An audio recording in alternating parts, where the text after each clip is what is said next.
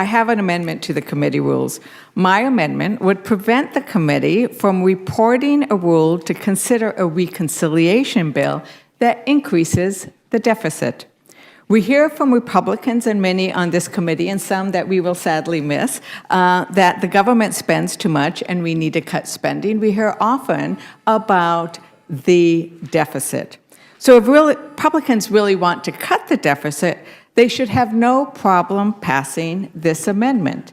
If they vote no on this amendment, I think we are going to be seeing a level of hypocrisy that will be important for us to point out to the American people, because it will start in this committee. The 2017 Trump's tax cuts blew up the deficit.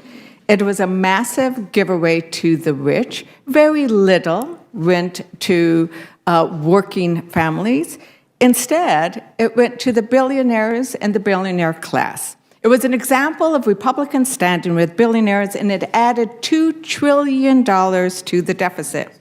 Trump's pickpocket economics doesn't stop there.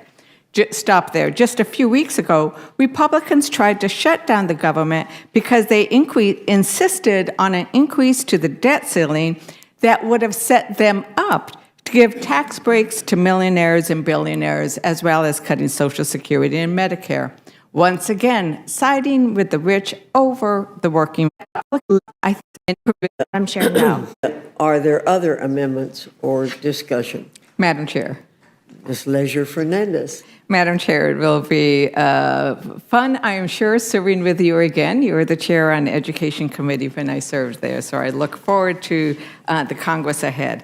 I have an amendment to the committee rules.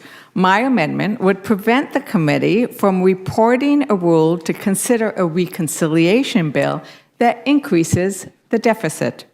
We hear from Republicans and many on this committee, and some that we will sadly miss, that the government spends too much and we need to cut spending. We hear often about the deficit. So if Republicans really want to cut the deficit, they should have no problem passing this amendment. If they vote no on this amendment, I think we are going to be seeing a level of hypocrisy that will be important for us to point out to the American people, because it will start in this committee. The 2017 Trump's tax cuts blew up the deficit. It was a massive giveaway to the rich. Very little went to working families. Instead, it went to the billionaires and the billionaire class. It was an example of Republicans standing with billionaires, and it added $2 trillion to the deficit. Trump's pickpocket economics doesn't stop there. Just a few weeks ago, Republicans tried to shut down the government because they insisted on an increase to the debt ceiling that would have set them up to give tax breaks to millionaires and billionaires, as well as cutting Social Security and Medicare. Once again, siding with the rich over the working families. I need to recognize that Representative Roy stood up and spoke against that. He noted that that move, led in many ways by Musk, who was not elected, would have added $5 trillion to the debt. $5 trillion to the debt, and there hadn't been any conversation about it. We are seeing proposals that would add significantly to the debt and to the deficit.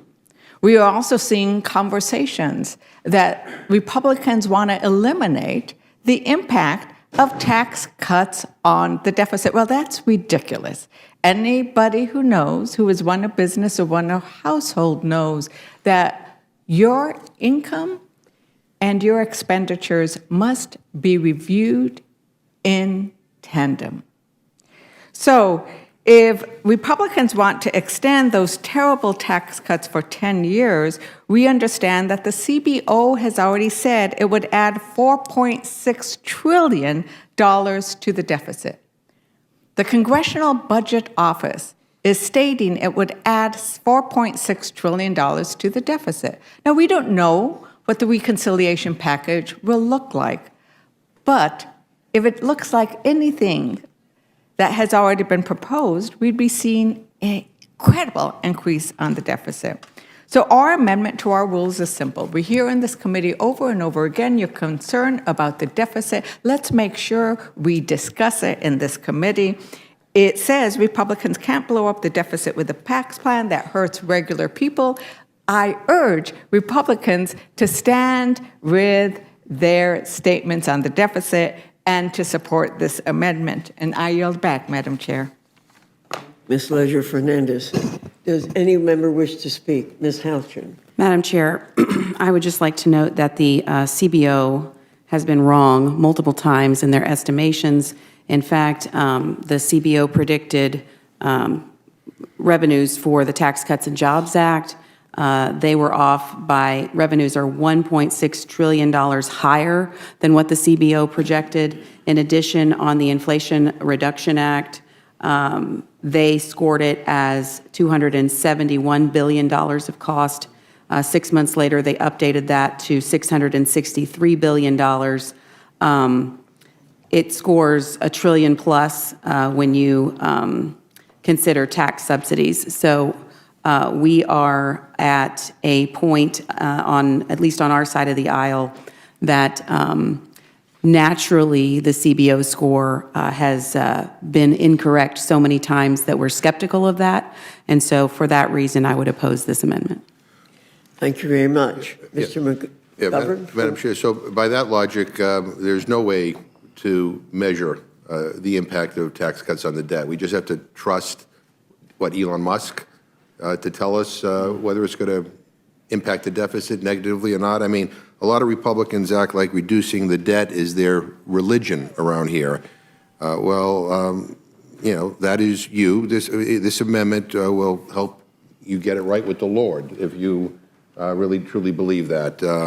And if you constantly complain about the debt and deficit, this is your first and best chance in this Congress to do something about it. But to make believe that tax cuts for millionaires and billionaires and big corporations are not going to impact the deficit or the debt, I mean, what planet are we living on here? This is, a reasonable, sensible amendment if you actually mean what you say about caring about deficits and the debt. And I yield back. Thank you, Mr. McGovern. Anyone else wish to speak? Mr. Scott. Madam Chair, I just want to point out federal tax revenues are up, from $3.3 trillion in 2017 to $5.08 trillion this past year. That's a pretty significant increase since the Tax Cuts and Jobs Act went into effect. It was the Tax Cut and Jobs Act of 2017. So again, federal tax revenues are higher than they've ever been in the history of the country. The problem with the deficit is Democrats spent $3 trillion through the Inflation Reduction Act and the American Rescue Plan without a single Republican vote. Thank you, Mr. Scott. Anyone else wish to speak on the proposed amendment? Madam Chair. Yes, Mr. Roy. Again, this is an amendment that I'm sympathetic to, and we'll have more things to say as the reconciliation process unfolds. My issue is in reliance solely on the Congressional Budget Office, which, I actually think by definition under the Budget Control Act is something that we have to use and rely upon. It's a part of the entire debate. So we have to recognize that or change how CBO operates. The fact of the matter is both parties have been horrifically bad at dealing with spending and revenues and the fact that we have been mounting deficits on an annual basis. We can't run away from that reality. I think that my issue here is the reliance solely on the Congressional Budget Office, because what we're going to end up with here is the usual dance, which is people saying we're going to have X revenue growth, and there's going to just be a made-up number of whatever the expected growth rates are, and whether that will then produce the revenue relative to whatever the tax policy is. On the flip side, we will have zero support from my colleagues on the other side of the aisle, and frankly, large chunk of my colleagues on this side of the aisle on spending cuts. That's what's going to happen this year, and we're going to end up with massive deficits. But I think we're going to have to work through this and to make determinations on how we move legislation through here that actually reduce deficits. And CBO is one metric. I think there are other metrics that we're going to need to look at as a body. And at the end of the day, it's a political question. But Would the gentleman I will have, I will yield, yeah. It sounds like the gentleman has some other metrics in mind. Perhaps we could have a friendly amendment to this amendment and just add in a couple more of those metrics. So whoever else, whatever my entity you standpoint, want to add, let's. I could probably support the rule if it just said, measure that, strike the Congressional Budget Office has determined that will result in a net increase of the deficit and may be reported to the House. Because I just don't want to rely solely on whatever the Congressional Budget Office says. Good. I would offer an amendment that would look like that. I would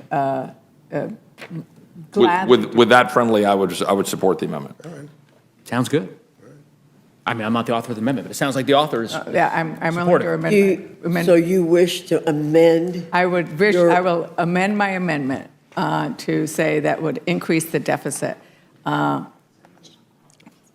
have to withdraw this and add a new one, we'll write it up real quick. We need that in writing. Yeah. Oh. Could you give us 2 minutes, please? Sure. Thank you. Let's go on and see. Does anyone else wish to offer an amendment to the rules? Well, I haven't spoken on the amendment, but I would just hope, given, I very much appreciate Representative Roy's cooperation and thoughtfulness, and I would assume that this also resolves the concerns that Ms. Houchin expressed, because I think the entire bulk of your objection was purely based on the CBO. I mean, that was according to what you had just stated a moment ago. So I presume you'll support the amendment as well, and we can all support the amendment and try to reduce the deficit. So I appreciate everyone's cooperation on that front. Madam Chair, I have an amendment. The gentlewoman would read her changed amendment. The change amendment, the amendment would read exactly as proposed earlier with the following words stricken: the Congressional Budget Office has determined. So the amendment would read, I shall read it all. In Rule 3C, insert the following after paragraph 1 and reorder accordingly. 2, no resolution providing for consideration of a budget reconciliation measure that will result in a net increase to the deficit may be reported to the House in writing. Does everyone understand the changes to the amendment?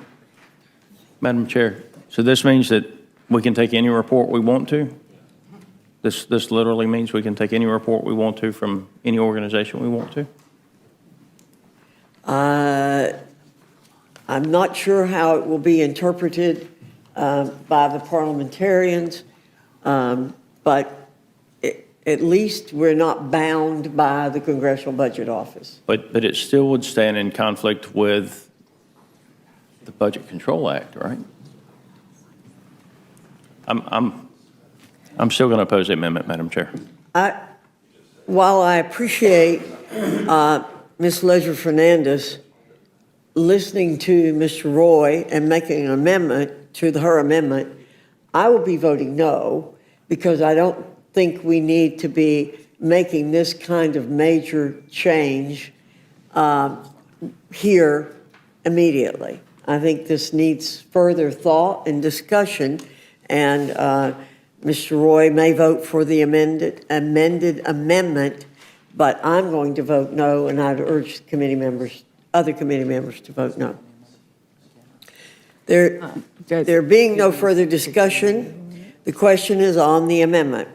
All those in favor signify by saying aye. Aye. Those opposed say no. No. In the opinion of the chair, the noes have it. The amendment is not agreed to. A recorded vote, Madam Chair. The gentlewoman has requested a recorded vote. The clerk will call the roll. Mrs. Fishbach? No. Mrs. Fishbach, no. Mr. Norman? No. Mr. Norman, no. Mr. Roy? Aye. Mr. Roy, aye. Mrs. Houchin? No. Mrs. Houchin, no. Mr. Langworthy? No. Mr. Langworthy, no. Mr. Scott? No. Mr. Scott, no. Mr. Griffith? No. Mr. Griffith, no. Mr. Jack? No. Mr. Jack, no. Mr. McGovern? Aye. Mr. McGovern, aye. Ms. Scanlon? Aye. Ms. Scanlon, aye. Mr. Neguse? Aye. Mr. Neguse, aye. Ms. Ledger Fernandez? Aye. Ms. Ledger Fernandez, aye. Madam Chair? No. Madam Chair, no. The clerk will report the total. 5 yeas, 8 nays.